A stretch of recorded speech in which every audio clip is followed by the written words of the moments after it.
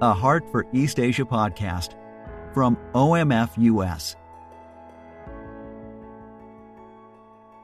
What a joy it is to talk today with Kat Tang, an OMF missionary in Taiwan with her husband and 2 children. Thank you so much for taking time to share with us today. You're welcome. I'm happy to be here.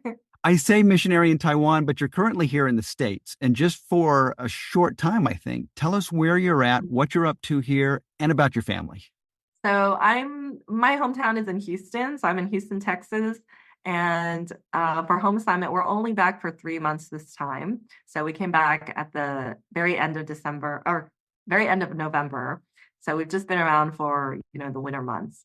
And it's been very busy. We had a lot of sharings scheduled. So at churches, at small groups, and then just meeting up with individual partners.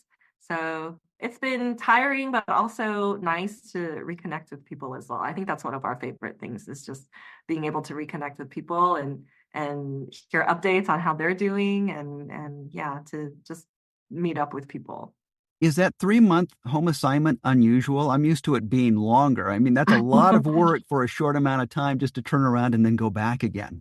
Yes. So actually, we had only just come back for a home assignment a couple of years ago. So the last time we went back was in 2021. So about the same time in 2021, in March, early March.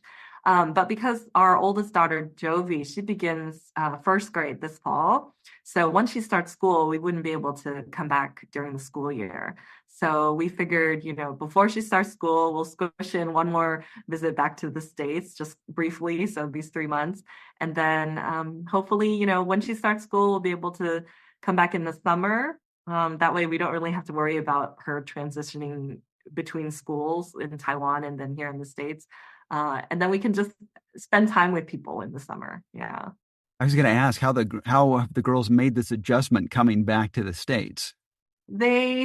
So they enjoy going to school. They're in daycare right now, and the oldest one loves it because it's the same school she was at last time, and she still remembers the teachers. The younger one had a harder time getting in, but a month later she was fine. So now she enjoys it as well. But we're about to go back. But I think one difference we notice is that because we're here shorter and the place that we're renting temporarily doesn't have a playground, we've realized that our older one, she gets bored a lot easier. So she often says, I want to go back home. I want to go back to Taiwan where my friends are. And so I often have to remind her, I was like, well, home is, mommy's home is here too. So we have to spend time with family and friends here also. So yeah, so we've heard it a lot more this time. That's always interesting to me because people will ask when you're on home assignment, how does it feel to be home? And that can be kind of a nebulous thing. So it's interesting where your daughter thinks of home as one place. How do you answer that? Where is home for you?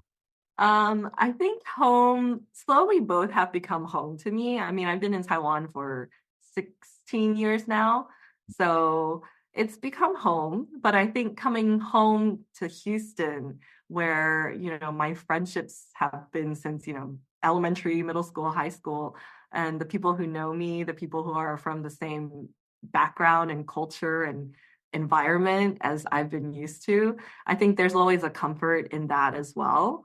But I think home in Taiwan, you get used to it as well. You can function and you have a home there too, and you've got friends that you've made there as well. So I think I can go either way, but when you're in one place, you think about the other place. And when you're back in the other place, you think about the other one. So you just go back and forth and I guess you just get used to it. Yeah. Our blog readers might be familiar with you. I'll link your stories in the episode notes. But in the first one you wrote, when I first went to Taiwan as a missionary, I didn't think I'd end up doing rural church planting, much less be someone who could start a new team in a completely new place. I had my mind set on doing what I was comfortable doing, as well as living in the city where I was comfortable. Take us back to before. How did you see your life going, and how did God move you from where you were to where you are now? So before I joined OMF, I worked as a child development director at a child development center. And then I worked as an elementary school teacher for a few years as well. So that's what I love teaching and I love interacting with kids. And it was something I thought, I could do that for the rest of my life. Eventually, God led me into thinking about long-term ministry. So I'd gone to a few conferences, Christian conferences for people interested in long-term ministry. And I thought, I would go to seminary, come back, maybe work in the church, either as a youth director or a worship director or something like that. But then I went to the last conference I went to, I think, before I joined OMF, was for people interested in ministry and mission. And obviously, I was on the ministry side, but then we were challenged, for those of us on the ministry track, we were challenged to think about giving a year to mission, to be open to that. And so at that retreat, I actually, prayed that God would open the door for me to go somewhere for a year. And that led me to OMF. So I applied for an internship with OMF for a year, thinking it would just be a year. And then that's how I ended up in Taiwan, because since I was only doing 1 year, they said I should go somewhere where I already had the language. And since I grew up speaking conversational Mandarin, Taiwan needed people. So I was sent to Taiwan, having not known what they were doing or didn't meet anyone in OMF there until I landed. So it was very new and yeah, fresh. Yeah. So I was there for a year. I had horrible culture shock just because, because I look Asian. I mean, I am Asian. I look like I'm from within their own community.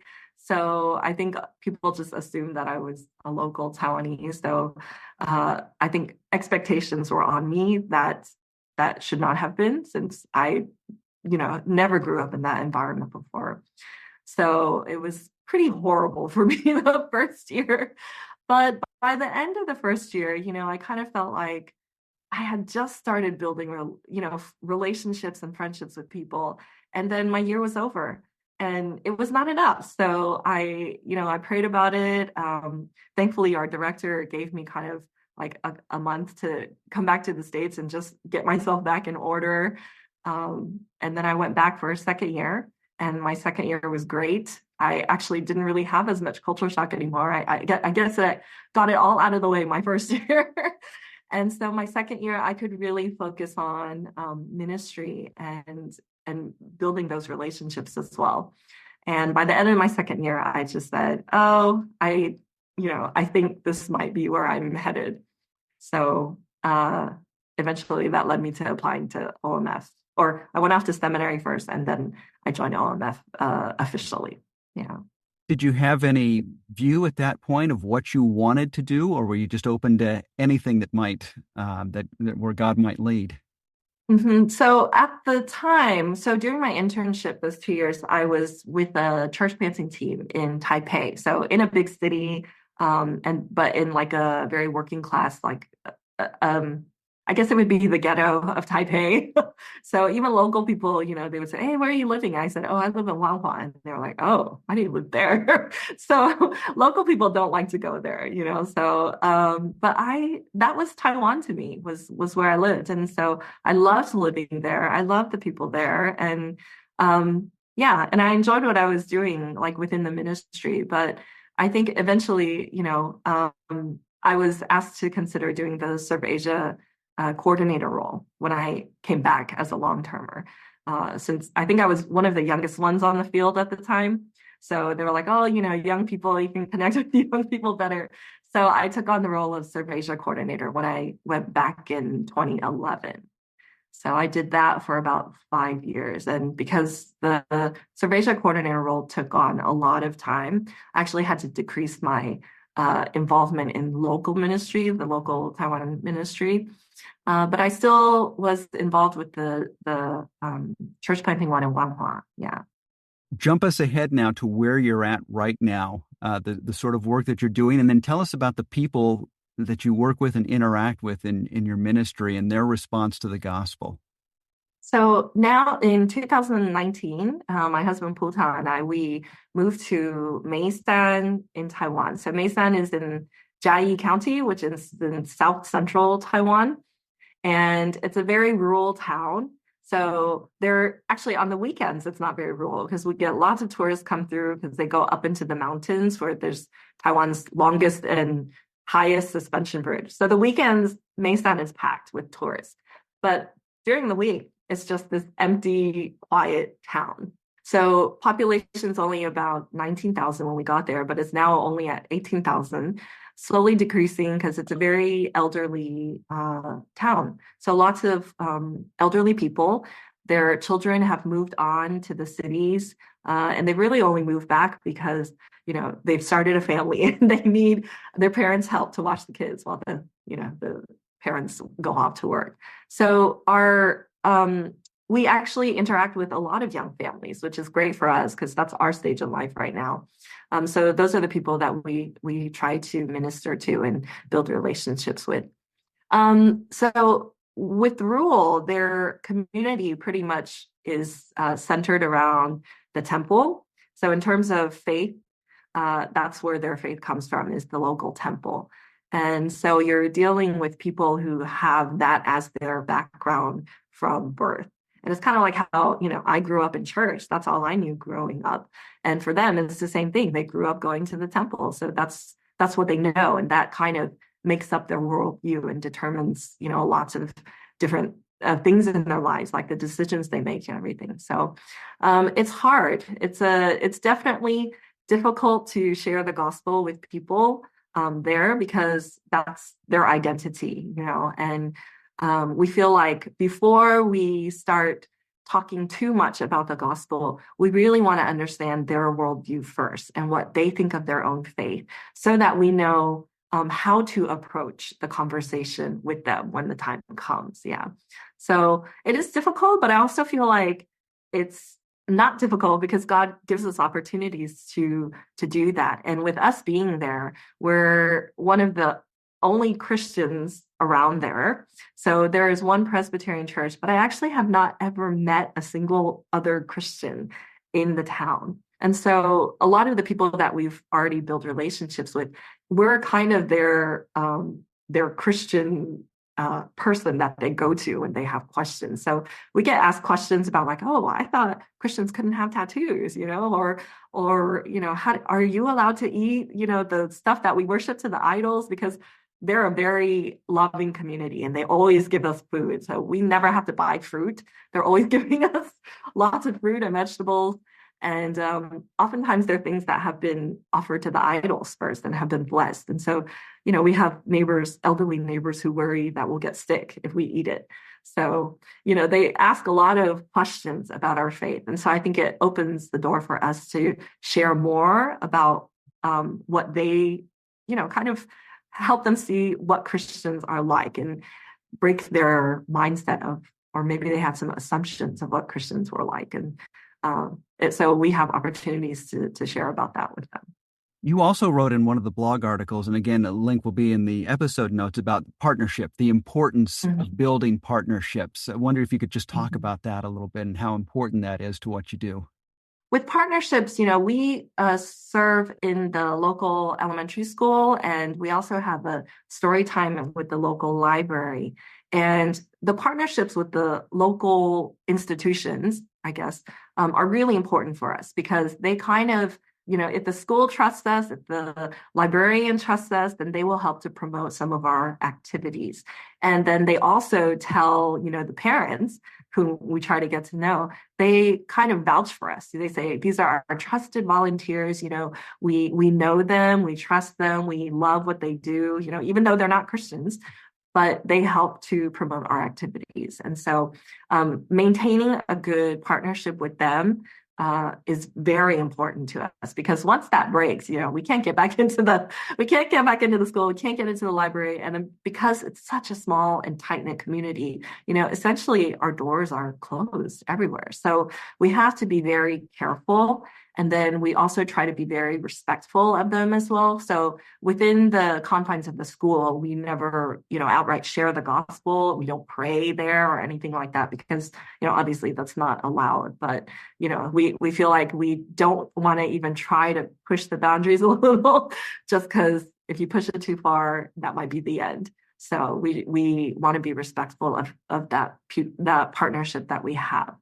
And then another partnership we have with just some local Taiwanese churches. So we have short-term teams that come serve with us in the winter and in the summer for our summer activities. And I think as a missionary, one of our roles is learning how to pass on the vision of working class ministry to them. But also, we don't want them to just come and help us. We actually have things to contribute, which is, helping them learn about the 6 ways to be involved with mission. A lot of churches don't do a lot of mission education, or they don't have the resources to do mission education. So we're there to help them. Thankfully, OMF has a ton of stuff. So we're able to use those things. And in their orientation, in their debrief, we kind of help them work through that process and give them resources to use. And think through their role in God's mission and their church's role in the mission and things like that. So that's how we view partnerships with the local church. Are there any specific plans when you get back? Anything that's on the agenda for 2024, or just a continuation of what you've been building all this time? So we do have to maintain the ministries that we still have right now. But one of our challenges is that my husband and I are the only OMF workers there. So it's hard to do more when we already have to maintain what we do have, which is quite a bit of various ministry activities. But I am hoping in this next year ahead that we'll be able to start a women's small group or a mother's small group or something, because that's one of the needs there in Maysan that I've come to learn about is, there's a ton of young women who married to Maysan. So their husbands are Maysan people. And so they've got a family now, so they moved back to Maysan. And you've got these young mothers who are living with the in-laws, and it's a complete, uproot of their life a lot of them are from the big city, and they've moved to Maysan. And just like me, you're getting used to living life in the rural, and then just adjusting to life in the rural, and then adjusting to life living with family as well. And so they have a lot of frustrations and, just different concerns, I think. And they vent that out in this mother's chat group that I'm a part of. And I really feel for them, because they're looking for friends. They're looking for people to talk to and to share with. And so I've always had, once I joined that group and started realizing that this was an opportunity, I just really have a burden to start a ladies ministry there. But I think, capacity wise, I'm pretty much at the most that I can do. And so I don't want to start something if I can't keep it going for a long time. So we're hopeful that, if we have other workers join us, that we can kind of disperse the responsibilities more, and then we can start a women's group. Yeah. I think I've seen that in your newsletter a few times. We're Mm-hmm. looking for help. There's things that we could do if we Yeah. had other people here. Yes. Yeah. Well, there are always challenges that come with being a missionary that can be a bit difficult to grasp for those of us who are not serving in another country. And as part of this time in the States, you're doing workshops, and one is springing from an article that someone else wrote called "Dear Supporter, There's So Much More I Wish I Could Tell You." And so people can get the gist of it. It was broken down into these sections. I wish I could tell you that lots of times I feel like a total failure. I wish I could tell you about my personal struggles. I wish I could tell you about the perks. I wish I could tell you that I long for more of a connection with you. And there's one more that I'll save for just a moment. But based on the ones I just read, and as you prepare this workshop that you're going to be speaking on, which one of those resonates with you the most? I think it's the one towards the end, which is, I wish I could tell you that I long for more connection with you. And I think it's just because, once we move overseas, we out of sight, out of mind. And I think life goes on for people on the home side once we've left. They're busy with their families and their jobs and everything. And it's easy to, once we're gone, to just forget about us because, well, we know we said, people at home support us financially, but, we would love to still be able to hear from people while we're away. And I think because, we send out our newsletters and we say, please let us know every single time. We always ask, please let us know how things are going so we can pray for you.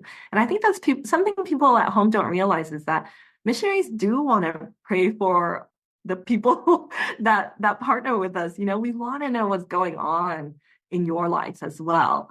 Because it's awkward when we come home and we don't know, sometimes I come home and somebody's mother or father has passed away and I didn't even know, and I wish I had known. I would have sent an email or sent a card or something, or just to express my condolences. But I think a lot of times people, we're just one out of so many people within their circle. So yeah, so I think we really long for that connection with people at home, because they're the ones that make it possible for us to be out there. They're the ones that we're friends with, that we know.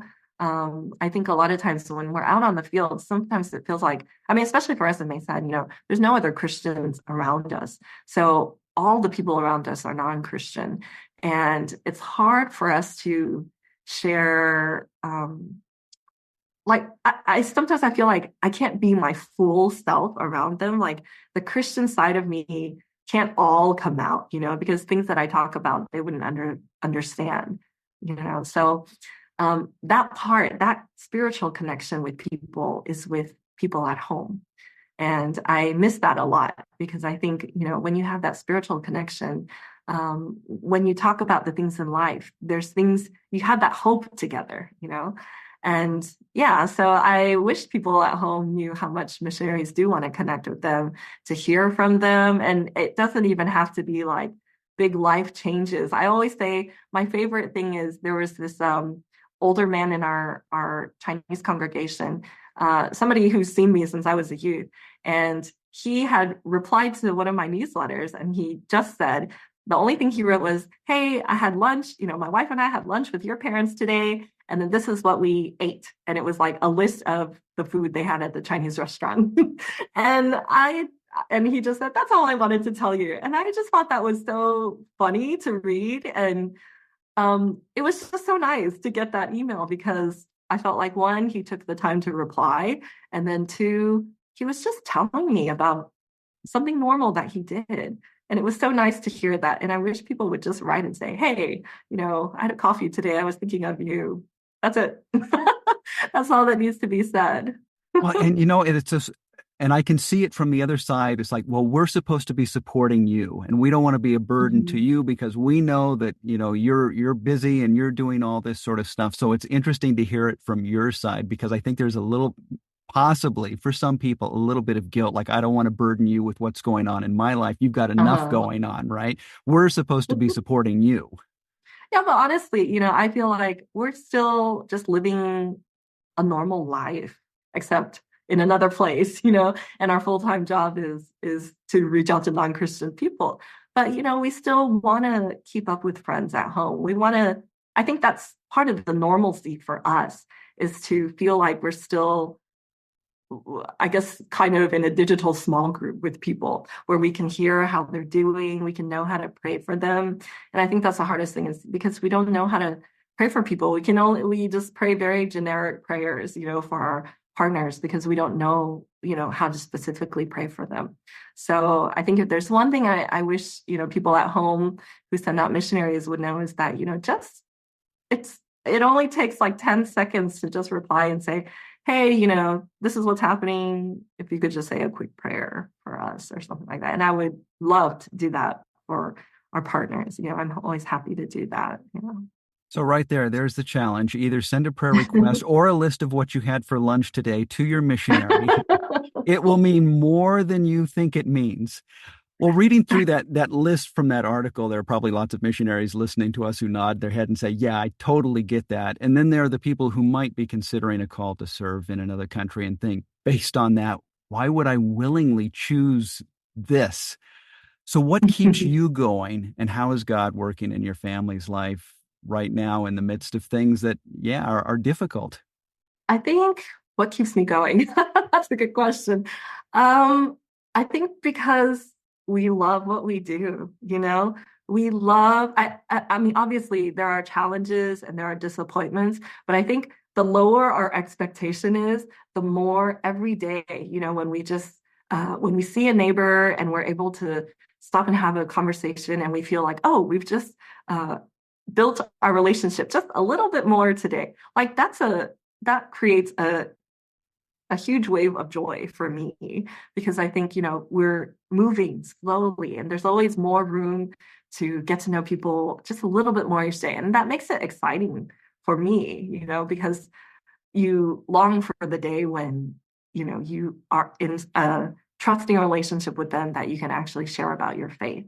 And so there's a lot to be excited about. There's a lot to anticipate. And so that's what I find exciting is, oh, one day I'll get to really share what I want to share with them. And that's about Jesus. And I think just in general, I think missionary life, like I said, we're living life, just a normal life on the other side, but normal life for us is a little bit different. So I think that also creates a bit of adventure too, is every day, you know, um, sometimes I just look around and I'm like, how did I end up here? Like I look at the mountains, we live at the foot of a mountain range. And I'm like, how did I end up here of all places? And so, yeah, oftentimes I just look around and I say, I can't believe I get to live here. I can't believe I get to do what I get to do. And so that makes it very satisfying and also, yeah, it helps me be very content with what we are doing. And that's what keeps us going as well is, enjoying what we do and also the hope that the people we build relationships with will one day come to know Christ. That list also talked about, I wish I could tell you about the perks. And since you brought it up, because when I first read that, I thought, why is that a negative? And the article kind of explains, but is the mountain range, is that the what's the perks for you?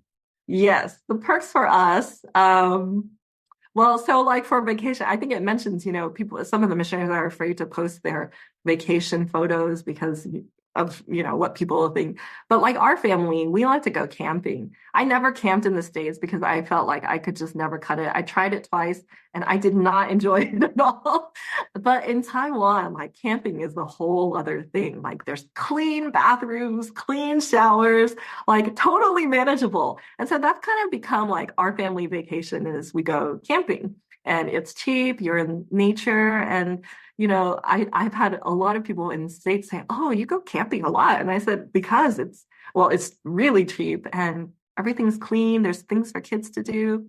It's actually a nice breakaway. And so that's like one of the perks that I think of is, we get to do things that people here may not like to do because the standards are so different.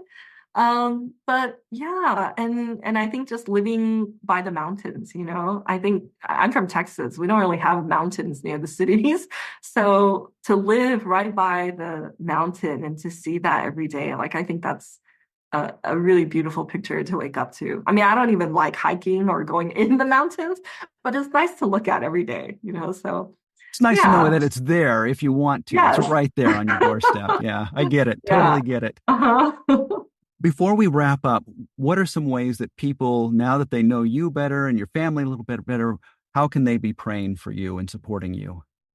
Um, I think for prayer, we always tell people we really need workers to join us, especially in the rural. Like rural, I feel like is not so attractive because your lifestyle is so different. Things are not as convenient, and education wise, you don't have as many choices as if you do in the city.